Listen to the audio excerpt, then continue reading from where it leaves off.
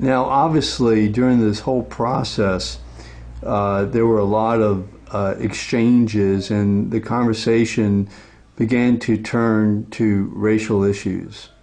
And one of the I guess offshoots of that is a possible symposium on race. Where are we in terms of the city in terms of race?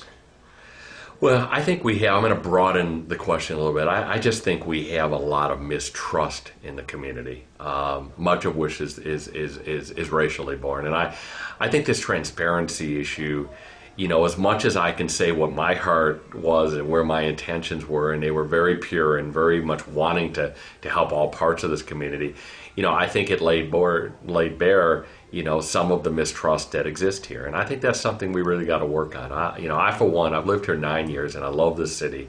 And I think this city has more potential than any city in the United States. It is because of the people and because of the uniqueness of it.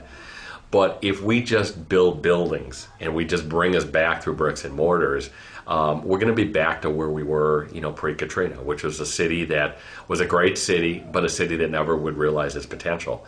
And I think a dialogue of bringing people together and talking about trust, talking about race in an honest way that has action steps attached to it is something that would be helpful for this community. So I have expressed my support for the concept of a symposium. Really, that was Councilmember Morell's idea. I'm going to be at that table. I've asked her to, you know, to be part of the participation. She assured me that I will, because I only think that we really are going to advance as a city is if we can bring our community together. And if there's issues out there that need to be addressed, if there's economic things, then we got to deal with them, and we need to take action steps because, you know, Steve, we have fallen behind a lot of cities here, okay, and there's no reason for it. New Orleans is a better city than most cities, maybe all cities in the United States, but we're many years behind some other cities economically. Other cities have been able to deal with the issue of race, and they've been able to resolve it in a way that creates economic benefit for everybody. And that seems to be the commonality that really can help in terms of racial discussion. And I very much am hoping we could study cities like Atlanta and Charlotte and some of these other cities that are really moving right now with rapid speed. And race is still an issue everywhere in this country, but it seems to be less of an issue in those cities because economic opportunities have been provided and they're equitable. And people, you know, Atlanta is known as the city too busy for people to hate. I think that's a good mantra, and I think we've got to be able to work on something like that.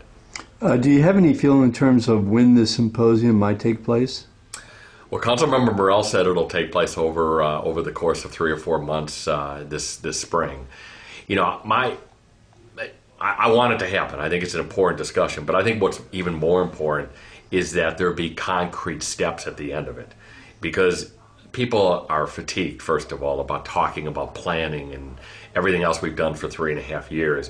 And if it's just another planning session, then people are going to be reluctant to participate. At the end of the process, there has to be concrete, tangible action steps that will unify a community, that will create better trust, that will create better economic equity for everyone.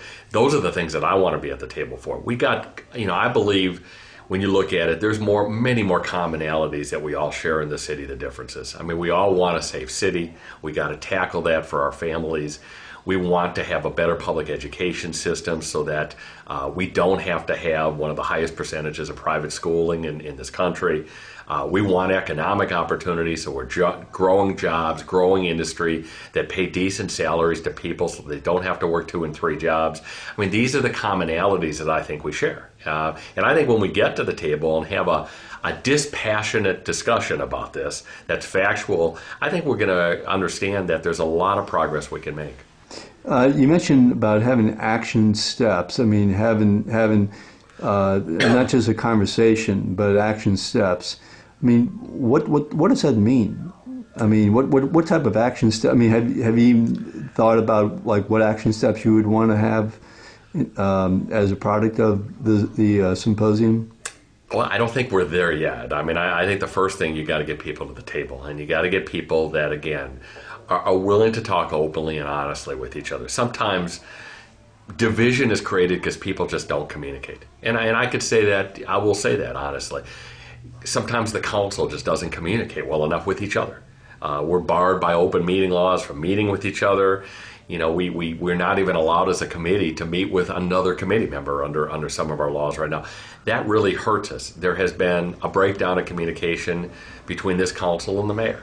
And that lack of communication has really hurt us, I believe, and created some division when, quite frankly, we could be coming together 99% of the time on most of these issues if we just talk to each other. So I hope that this kind of dialogue would allow people to talk to each other in an open and honest way, identify the issues that we agree on and identify those that we don't, and then start to work on solutions. I'm not smart enough to know what those solutions are yet.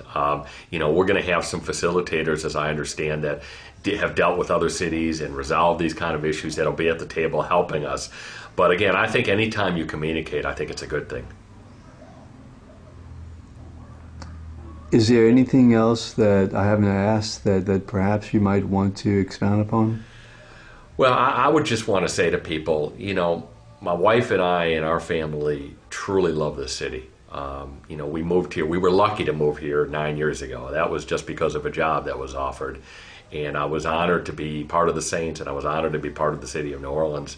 But a few years ago, we had a choice, and that choice was whether we moved from here or stayed here, and we elected to stay here. And I want nothing more than to make this a great city. And I want every aspect, white, black, you know, Hispanic, Asian American. I want everybody that makes up this great city to be successful. You know, I've been a unifier my whole life. I would never do anything that divides. And I must say, there's been a lot of angst in the last couple of weeks here because, unfortunately, an issue that I thought was a pure good thing for a lot of people has divided a community. And I'm really sorry for that because that wasn't the intention. But I'm going to work for the remaining year that I've got to try to unify, to try to bring people together, to try to help our kids in this community, because that really is something that we all need to work on collectively, and to try to allow the city to tap, I think, its incredible potential. And I really do believe this city has more potential than any city in the United States. But we got to be working together, and that means government, that means our citizens, and that means all people from all walks of life. Because again, we're in this together. You know, we've all decided after Katrina to come back to this great city when many of us could have gone elsewhere. So we're in this together right now. Let's jump in that boat, work together, and see if we can realize our potential. Okay.